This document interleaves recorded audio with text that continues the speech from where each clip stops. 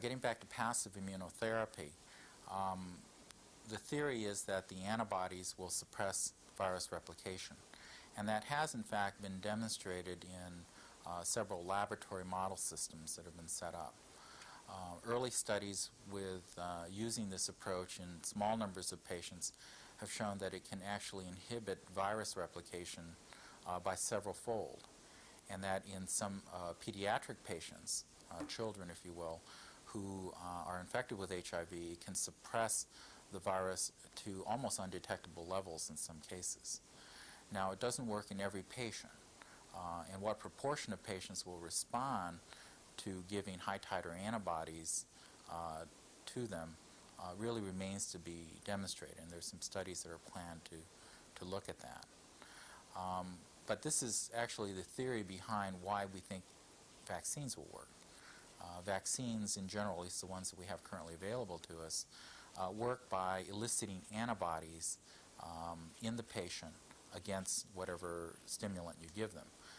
In the case of the GP120 and GP160 vaccines, it generates antibodies to those two specific proteins on the surface of HIV-infected cells. In patients that are early in their disease, who have very high CD4 counts, we see a very brisk antibody response. A lot of antibody is made. And as a result of that, we will then see a suppression of virus. And we've seen some evidence for this in the early clinical studies with both of these vaccines. So we're now in the process of conducting a phase 2 trial looking at larger numbers of patients who are HIV infected with good CD4 numbers, giving them vaccines, measuring their antibody titers, and comparing that to a group of people who get sham vaccine, or a placebo, if you will. And then we will see what happens to their CD4 counts over time, how rapidly their disease progresses, how many of them fall to levels below 500 and require treatment, and that sort of thing. And hopefully we'll demonstrate that this approach will work. So both the passive immunotherapy in children and the vaccines in adults hopefully will answer the question as to whether antibodies make a difference in patients with HIV. Tests. Do you want to talk about the exactly what tests there are for AIDS? Okay, I can mention briefly. There are several tests that we use to determine that a patient is infected with HIV. The standard test is what we call an ELISA test to the whole virus, and this is a screening tool that we use. It measures antibodies to a whole variety of different types of proteins on HIV, and a patient will be said to be positive in the ELISA if they have one or more antibodies. A secondary test, which are confirmatory, are generally more specific tests, such as the Western blot test, which will actually determine what antibodies are present in the patient. You have to have specific proteins or specific antibodies in the blood in order to say that the Western blot is positive. There are also more sensitive, what we call a secondary ELISA testing, which are targeted at very specific proteins to HIV. And these can be utilized in place of Western blot now to demonstrate that a patient is infected. Okay. Once that's been determined, then you can go about trying to quantitate how much virus is present in the patient. And there are several tests that will do this. One that a lot of doctors use in the community is something called the P24 antigen test. This measures the amount of P24 antigen, which is one specific protein that's shed into the blood by HIV-infected cells, and can serve as a measure of how much virus is being produced in that patient. Another test, which is still a research test, is to measure quantitatively how much virus is present in the plasma. And these are called plasma antigen testing, and there are ways that you can measure for that. Yet another way of measuring how much virus is in the blood is to culture the virus, to actually grow them up in uninfected cells, and then to measure how much virus is present. And the last test is something very recent called a PCR, or polymerase chain reaction, which measures or amplifies, if you will, genetic material that's present in the plasma or in cells, and can give you a very quantitative measure of how much virus is actually there. So we've come a long ways in terms of being able to not only detect the virus, but also to measure how much is there. And we're using these assays, if you will, in our clinical trials to determine whether drugs are effective and by how much. So the laboratory interface with the clinic is very close, especially in HIV. Things that are developed in the lab one day may be translated into tests that we can use in patients, the next. And we're moving quite rapidly in that regards. Okay. And the other one is there are some. I think I've heard of some people turning antigen negative, which means that the virus is no longer replicating in their system. Have you heard of this? Well, you have to again define your terms. There are several different antigen tests that are used. The P24 antigen test is unfortunately a very insensitive measure of virus in a patient with HIV infection. Many patients will be antigen negative for the majority of their clinical course, and it's only a small minority of patients that will have high antigen titers, usually towards the end of their clinical course, as they're approaching actually developing AIDS or as their disease worsens. There's another form of P24 antigen test called immune complex dissociated P24, or ICD-P24. This is where you actually treat the serum with acid to dissociate immune complexes and then measure the P24. And this tends to be a more sensitive measure.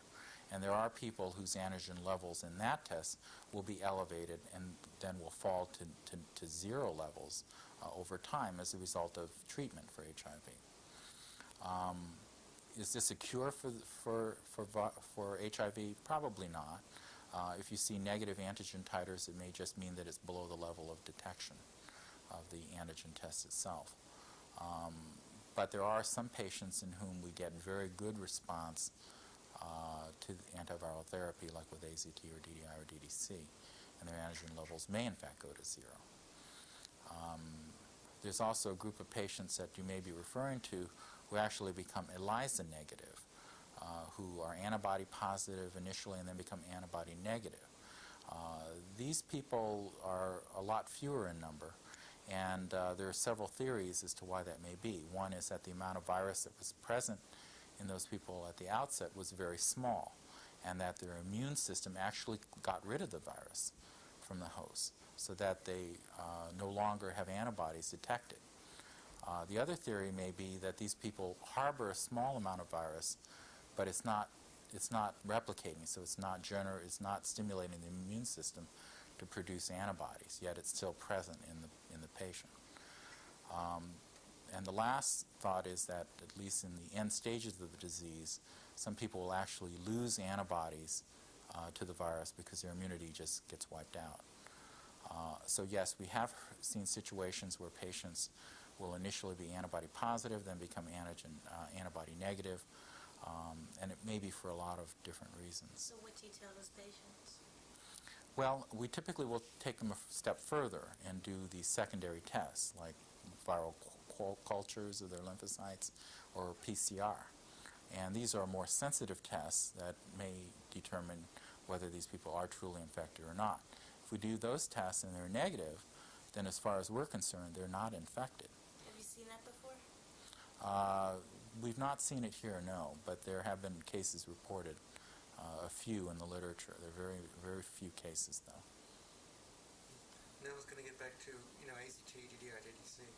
There are some people who say that the AIDS virus is so unique that you can't really get a generic treatment for one person, for everybody. That there are some people who say, well, if you take a little bit of this, a little bit of that, and you go to some nutritionalist or someone like that who's going to give you a specific therapy, is more effective than just going and taking a drug and say, take DDI and AZT, and, something like that. So what is your contention on that? Well, I think there are multiple ways that you have to treat a patient. nutrition plays a key role in general health of individuals. In addition, patients may have a lot of other treatments associated with their general health. What the effects of all of these things have on the patient as a whole has to be assessed by the doctor on an ongoing basis. We do not discourage patients from getting other treatments unless they're on a clinical trial. And the reason we say we restrict our patients on clinical trials from doing other therapies is we really want to know what the effects of that one intervention will have on the person. Apart from that, we allow patients to do a lot of different things, but they do need to be monitored because some treatments may counteract the effect of other treatments.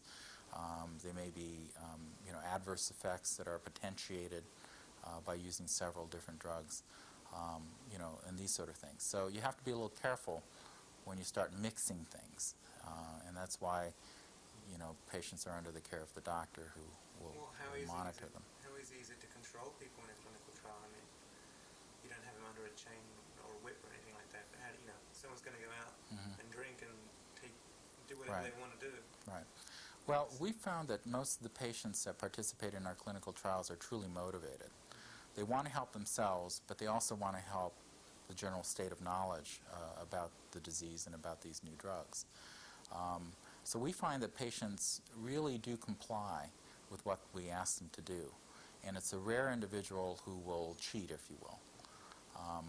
So it has not really been a problem. The types of people that are attracted to clinical trial, that participates in trials, generally are these are highly motivated individuals who understand the requirements, and so it's not been a big problem. When it becomes a major issue, however, there are ways that we can measure for, let's say, the presence of other drugs in the blood, and if required, we will do that. But in general, it has not been a big problem. And how about as far as the first clinical trials that were done for AZT? Were there, I'm sure you've seen them in the JAMA, and I think the other one was in the Lancet. How effective were they? No one really knew that, back then I think it was 85, 86, no one really knew how effective AZT was. But because of pressure, they said, well, let's put it out there anyway. Well, I think the studies with AZT were in fact quite conclusive, that they did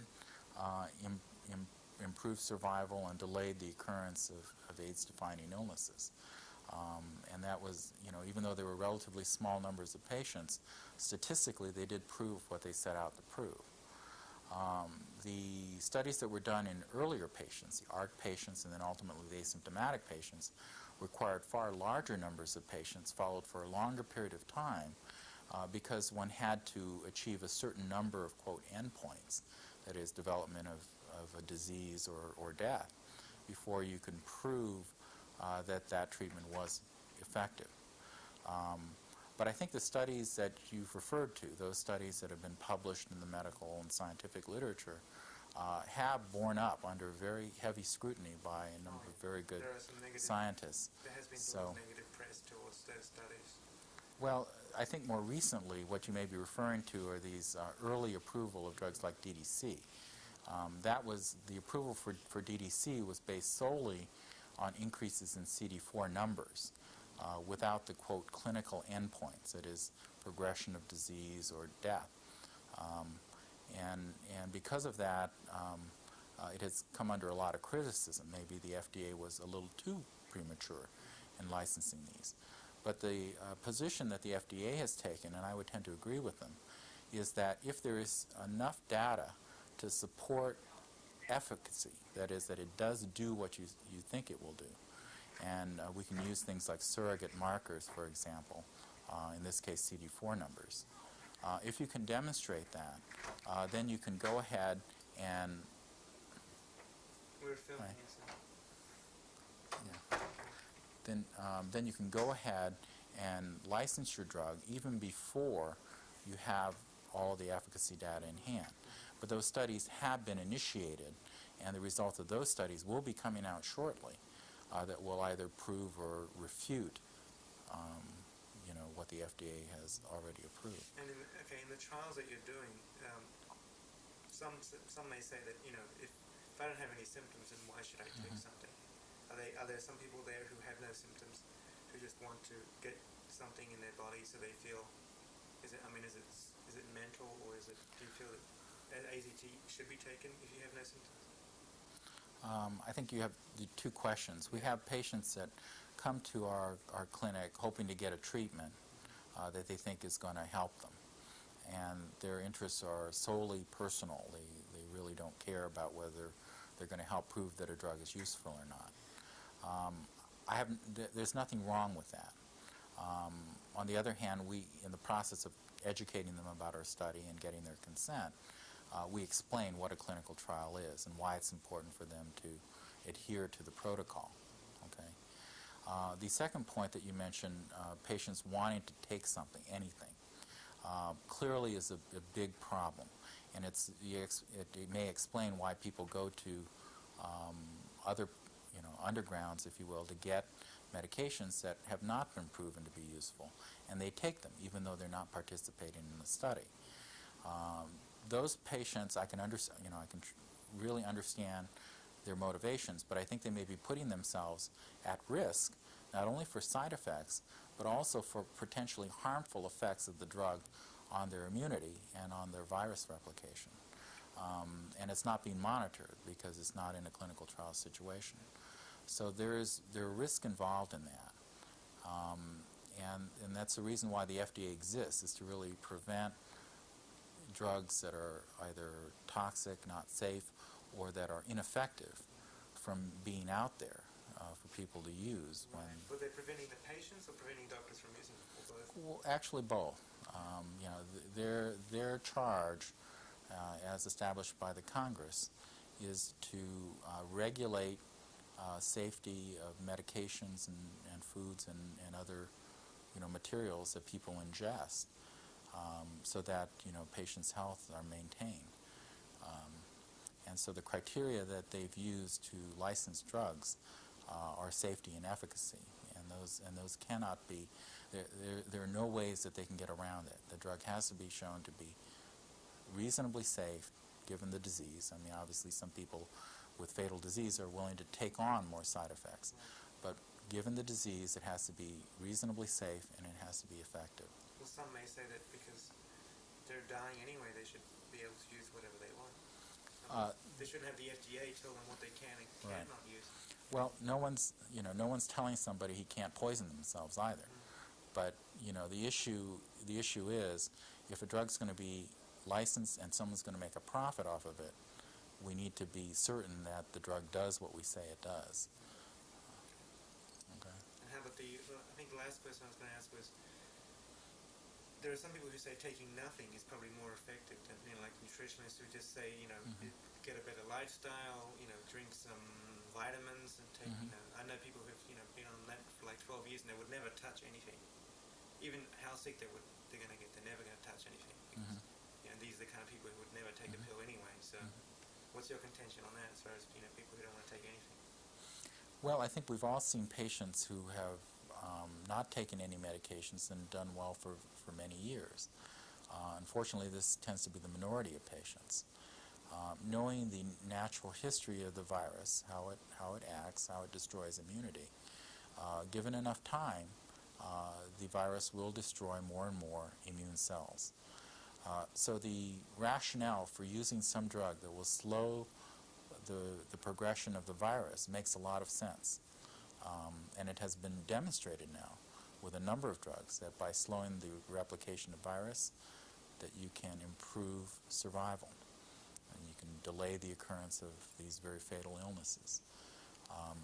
So given all of that, to me, it makes sense for patients to be treated. Now, we need better predictive tools. We need ways of determining which group of patients will progress more rapidly than others, and so that we can be more aggressive with that group of patients. But as yet, we don't have all those tools in hand, and we're constantly learning and modifying our approach as we get more data, both from our clinical trials and from some of the natural history studies. So this is an evolving field, and I think that as we become more sophisticated in how we monitor and treat these people, that we will find ways of determining which group of patients may do all right with no treatment. Maybe it could become like diabetes, because some people just take something and they just live a normal life, but they always have to take something. Right. But at this point, I think it's going to be the minority of people who will live for a long time with no treatment. And since we don't have very clear ways of predicting that, I think we have to go on the basis of what we've learned from our clinical studies and suggest interventions at an appropriate CD4 number.